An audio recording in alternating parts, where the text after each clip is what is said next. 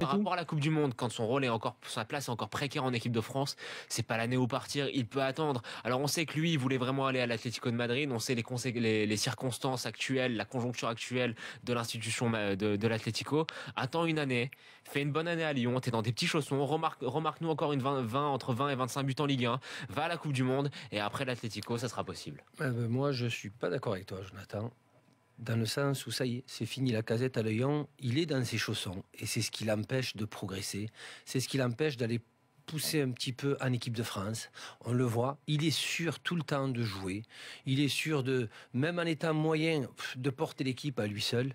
C'est maintenant, c'est la bonne année, s'il reste, ça sera l'année de trop.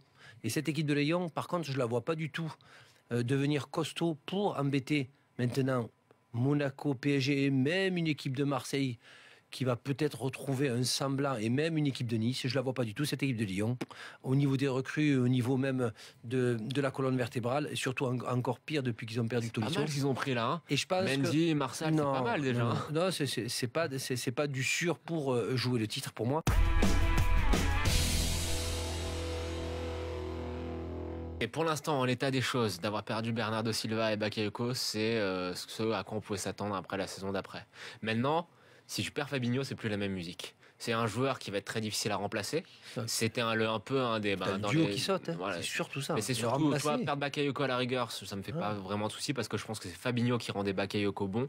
Mais perdre Fabinho, pour moi, ça va être très très difficile à remplacer. Donc là, effectivement, signal d'alerte, effectivement, c'est perdre un des acteurs majeurs de ton titre. En revanche, je vais essayer d'apprendre on va essayer d'apprendre des erreurs qu'on a fait. Je pense que personne n'attendait Monaco à ce niveau-là l'été dernier. Non. Je pense que Monaco recrute des joueurs, a recruté beaucoup de joueurs l'année dernière qui n'ont pas forcément eu beaucoup de temps de jeu. Je pense que là, cette année, ils ont recruté d'autres joueurs, les deux Belges là, dont Tillmans, qui est un super joueur, qui, à mon avis, peuvent s'imposer au club.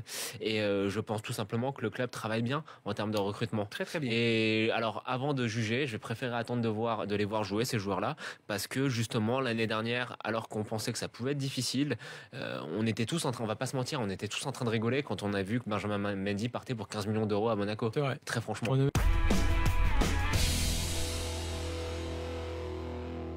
Arsenal se retrouve dans une situation un petit peu particulière en ce moment parce que on est un petit peu dans une période de purgatoire, je dirais, du côté des Gunners. Est-ce que tu attends de savoir ce qui va se passer pour des joueurs aussi importants qu'Alexis Sanchez, qui brille en ce moment à la Coupe des Confédérations. Tu te demandes ce qui va se passer pour Alex Oxlade-Chamberlain qu'on annonce du côté de Liverpool, mais également d'autres clubs anglais. Tu te demandes ce qui va se passer pour Mesut Özil. Tu te demandes ce qui va se passer pour Olivier Giroud, même si en Angleterre, la plupart des gens pensent qu'il partira du club. Et donc du coup, avec en plus l'affaire Mbappé, où certains sites anglais s'excitent pas mal sur la possibilité de voir finalement Mbappé aller à Arsenal plutôt qu'ailleurs. Donc Lacazette, c'est un petit peu le serpent de mer que l'on suit depuis des mois, et encore une fois, presque des années. Je te dirais pas que ça va complètement emplir les supporters des Gunners de joie, de délire.